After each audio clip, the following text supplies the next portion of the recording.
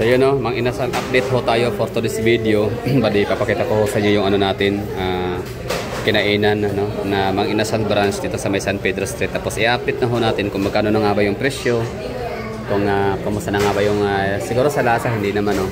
Pero syempre bago pa tayo magpapatuloy sa ating topic, sa ating vlog, gusto ko muna i-congratulate ang Iloilo City.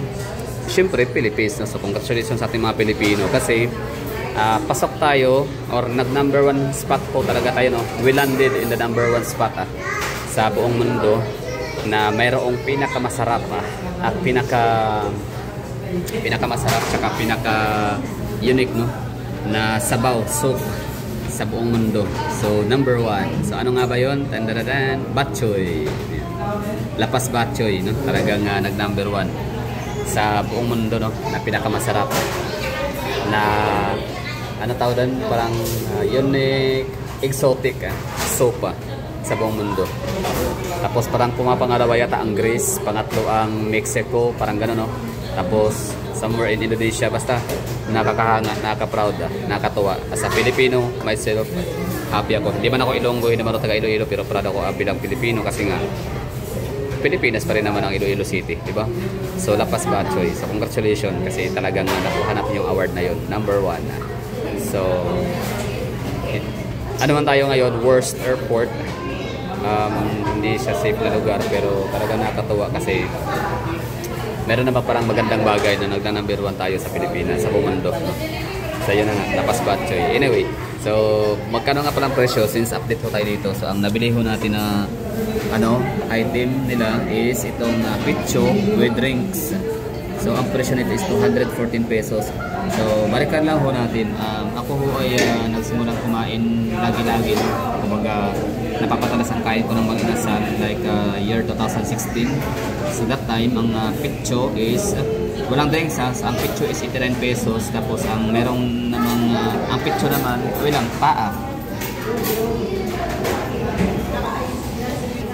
Ayun o, so balikan ho natin 2016.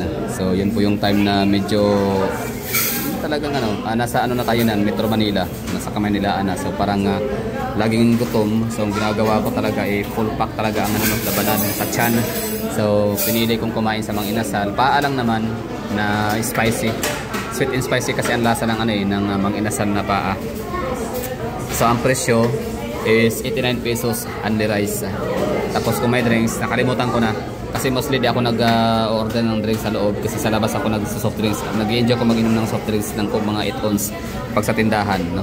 Which is a Filipino or cultural thing or it's a Filipino thing talaga na iinom ng soft drinks sa tindahan.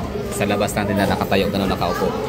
Anyway, balikan ho natin. Picho, paa is 89 pesos. Tapos itong picho naman, only rice, walang drinks is 119 pesos. So that's 2016 or 2017. Hindi na ako sure dun kung anong year. Basta, tapos ito ngayon, tapos parang ang 119 na picho, only rice is parang nagiging 129, nagiging 149. Itong huli, no? Parang last ko na naalala, 149. Hanggang sa yun na nga naging vlogger na tayo, medyo mas nagkaroon na tayo ng opportunity na makakain-kain sa iba't ibang mga restaurants. Galing, hindi, joke lang. Yabang, hindi kasi kumbaga Mang Inasal pa rin naman. So nitong huli nga parang nasa 149 pesos lang talaga ang picho only rice. Pero ngayon, ayan, to my surprise, nasa 214 pesos na siya. Yan, may kasamang drinks. So, ibig sabihin, kung tanggal ito yung drinks na to, so, siguro nasa mga 189 or 100, mga gano'n, more or less 189 pesos ang presyo nitong Mang Inasal. So, yan po yung presyo ho niya. Tapos, tinala natin yung lasa, kung kasi masarap pa rin ba ng araw. Pero syempre naman, oo nga pala, Mang Inasal, mali. Dalawa ang na-serve na kuwan. Kutsara, hindi sa tinidor. So, Mang Inasal and Jollibee, no? Talagang isa na rin sa pinaka dagdag pride ng mga Pilipino kasi pasok dito sa pinaka masarap na pagkain ng Pilipinas. Mang Inasal. Talaga Mang Inasal, hindi chicken inasal. So, sana naman din isama ang Bacolod Inasal. Bacolod, no? Bacolod Inasal. So, wala tayong tinidor. So, ang ganda na itong branch na to dito kasi up to 3rd floor sila. Pero may mga time na hindi nila ino-open. Ang ganda kasi kapag sa taas ka, mas elevated. So, pwede kang dumungaw sa labas. Okay, so last silip, last glance sa ano, inasal. Bangon yan. Tapos silip tayo dito sa ano, sa overlooking ng City Hall of Davao. Nice one. Yeah, so ito yung advantage no kapag ka nasa taas ka kasi makikita mo yung ano, overlooking ang City Hall of Davao. Lalo na ako sa third floor. So tayo nasa second floor pa lang ngayon. Pasko Fiesta 2024. So kailan ba ito bubuksan ang ano natin dito? Christmas lights siguro mga next week. Abangan natin yan. No? Sana ma-feature natin live. I mean actual. Hindi late, no? Yan, ito yung itsura ng Davao City Hall. Tapos ang ganda nitong ano, Mang Inasal na San Pedro branch kasi ano siya no, wall glass yung ano, yung design nito, color green pa pag sa labas ka. Ano ba tawag diyan? Basta lakas makadagdag view sa lugar, sa street, sa kalye Mang Inasal. Hindi siya kagaya ng ibang mga Mang Inasal na yan lang, ground floor lang siya or kahit pa second floor pero walang view yung outside fasada, outside view. So dito sa Mang Inasal San Pedro Street branch kung meron, ang ganda. So dagdag talaga sa beauty ng gali natin dito sa San Pedro. So ano na siya, underground cabling na nga yung ano, San Pedro Street, plus may maganda pang view ng gusali ni Mang Inasal.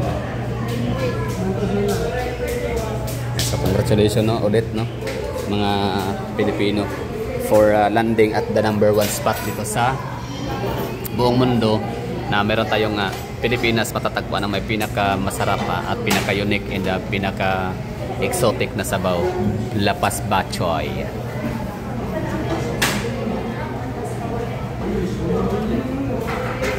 O nga pala, hindi ko rin pala na masyadong na-appreciate itong ano, soft drinks nitong Mang Inasal. Kasi parang humiwalay sila no, tumiwalag sila sa Coca-Cola products. Iba talaga ang lasa, iba talaga ang sarap kapag ka Coke, Sprite or 'di ba? Iba talaga pag ano, Coca-Cola products compare sa Pepsi.